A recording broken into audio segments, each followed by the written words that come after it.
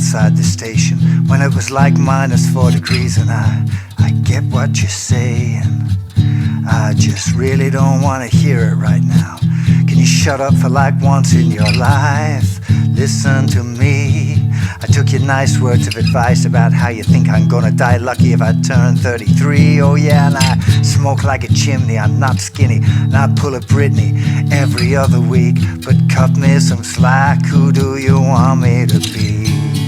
'Cause I'm too messy, and I'm just too damn clean. You told me get a job, and you ask where the hell I've been. And I'm too perfect till I open my big mouth. I want to be me, is that not allowed? And I'm too clever, and then I'm too stupid dumb. You hate it when I cry unless it's that time of the month. And I'm too perfect till I show you that I'm not. 1,000 people I could be for you, and you hate the whole damn lie. Yeah, you hate the whole damn lie.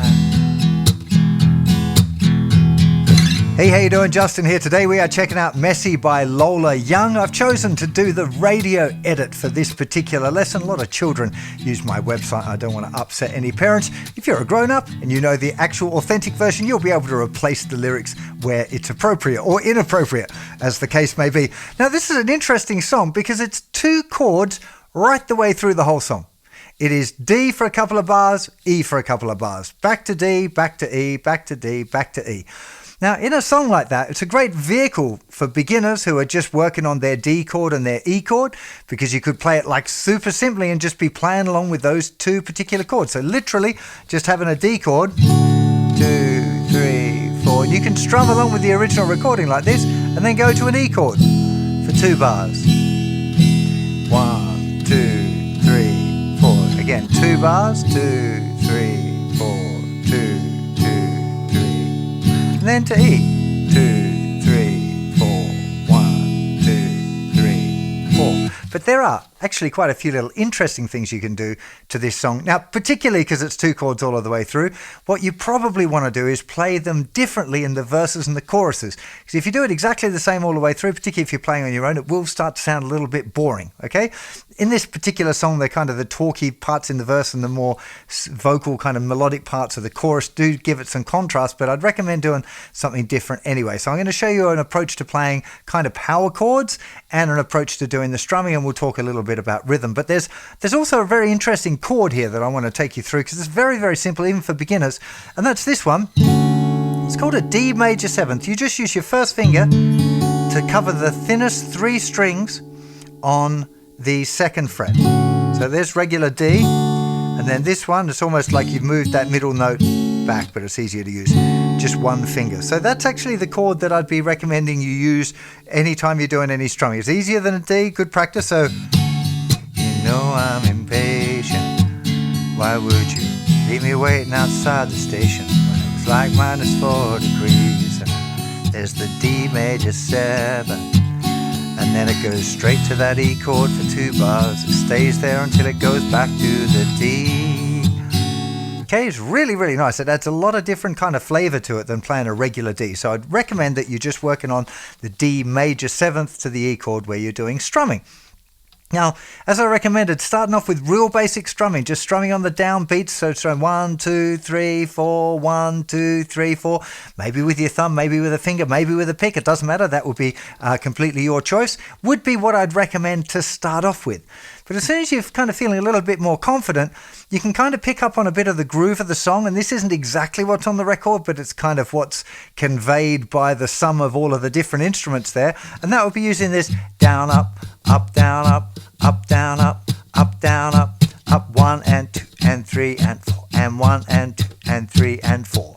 So basically on 2 and 4, you can either stop, like not play, you can mute, or if you're capable of putting in a percussive hit, you could do that as well. So if I just leave it first of all, I'm just going to do it on the little D major 7th chord there to start off with, just so you can get used to this strumming idea. So you'd have down, up, down, up, down, up, down, up. That's 1 and 2 and 3 and 4, and 1 and 2 and 3 and 4.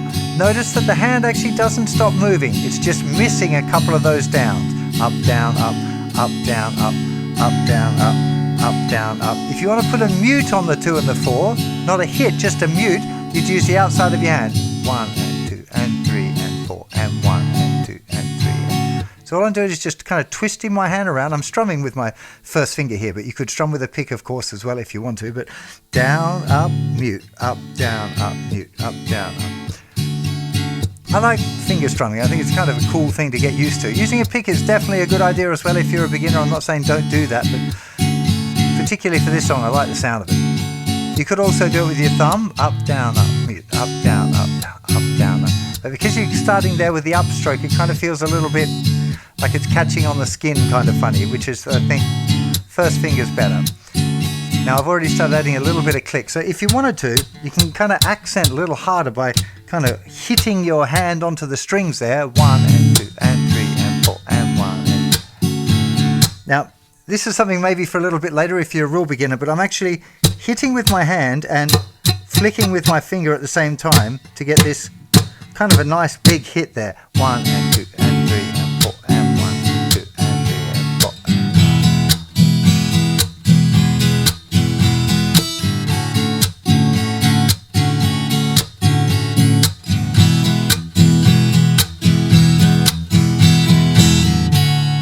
Now you could choose to maybe not have the percussive hit in the verses and then add it in for the choruses. That would already give you something different. However, on the record you do hear power chords there for the verses, particularly at the beginning. It's very clear. Now you could do a regular power chord, but I'm going to show you this slightly different version that has the 5th in the bass, which I just feel like really sounds a bit brighter there. And actually for this one I would use my thumb, just because again it gives you the power chords with a slightly fatter sound by using your thumb, and then you go to using your finger strumming for the chorus with the chords and it sounds bright, gives you a really good contrast between the verses and the choruses, which is what I would recommend you do. So if you haven't done a power chord before, we're starting with the first finger in the 5th fret of the 5th string, 3rd finger goes down 7th fret on the 4th string, little finger directly underneath at 7th fret of the 3rd string. Now normally you wouldn't play the thicker string, so if you want to play like a traditional power chord, you'd have, you know I'm impatient, so why would you leave me waiting outside the station. I was singing in the wrong key, but it doesn't matter for 4 degrees. But what I think sounds cooler in this song is moving the first finger over, so it's actually covering the 5th fret, 5th fret, 7th fret, 7th fret. Now technically this would be a D/A or a D5/A, but you can just think of it as a really thick, fat sounding D chord if you want. So again, with that same rhythm,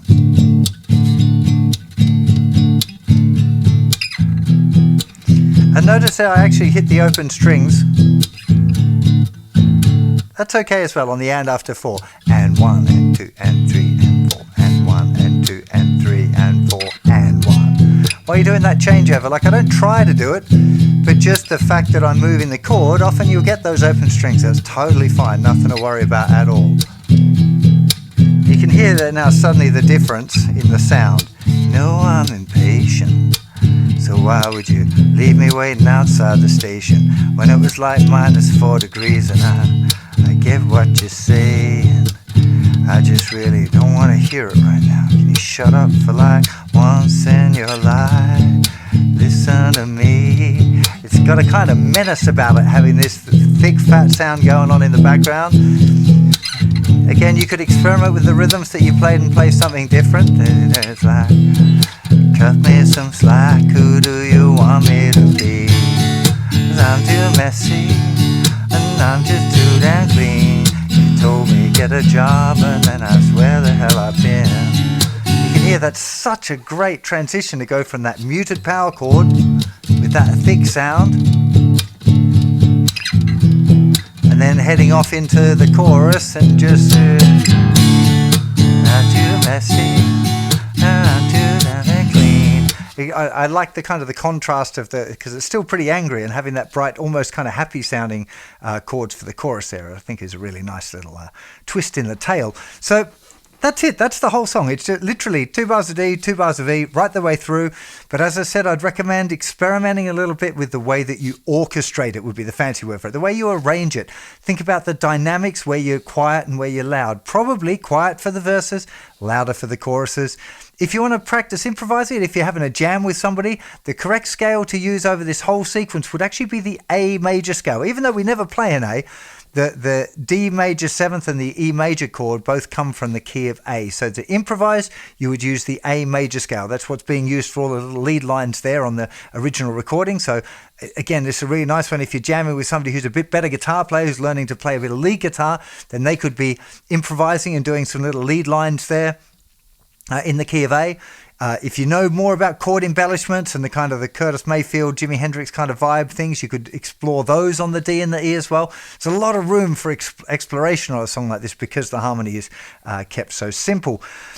The last thing I want to mention to you that I think is kind of important is if you're going to play it and sing it at the same time, it's a little bit tricky. I sing and play all the time, but the phrasing of this was really awkward. It's very kind of free, but also once I sat down and wrote down where the bar line breaks were, it started to make a lot more sense and it sounded more music. I don't think I nailed it or anything like that, And it's a funny sort of song for a 50-year-old bloke to be singing. But once I was more aware of where the beats fell, where the bar lines fell in the lyric, that really helped me kind of get the phrasing right. So if you're struggling with that, just have a think about where do the chords change? That's how I think of it. I'm trying to think. I know I'm impatient, so why would you leave me outside the station? It was -4 degrees and I get what you're saying. I just really don't want to hear it right now. Can you shut up for once in your life? So just thinking where the chords change relative to the lyric, I think is a really important thing if you're going to sing along with a tune like this. As I said, for most beginners, just playing along with the original recording is going to be great fun because you can start real simple. You can explore different strumming patterns. I've given you this specific one with the kind of the gap or the hit on 2 and 4, but you could use lots of different other strumming patterns. It'd be a great one to practice your rhythm along with. Even if you're doing down Old Faithful, like down, down, up, down. Told me get a job and then where the hell I've been.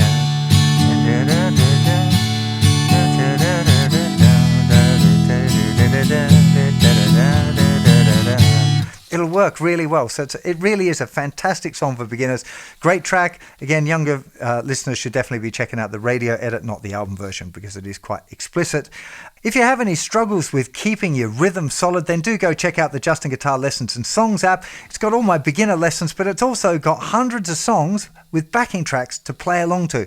The advantage of using backing tracks is that you don't get to stop. Many people, when they're learning, they play one chord and then they kind of have a little pause while they change chords. That's a really bad habit to get into because rhythm is super important in music. It's not just about the chords. So playing along with backing tracks kind of spurs you on getting those chord changes nice and fast. Plus there's loads of exercises and extra things that you can do that'll help you develop your speed in the chord changes to be able to play along with the backing tracks. Anyway, if you haven't done so already, please do go check it out. Have yourself a fantastic day. Remember, hundreds more lessons over on the website too. See you for plenty more very soon. Bye-bye.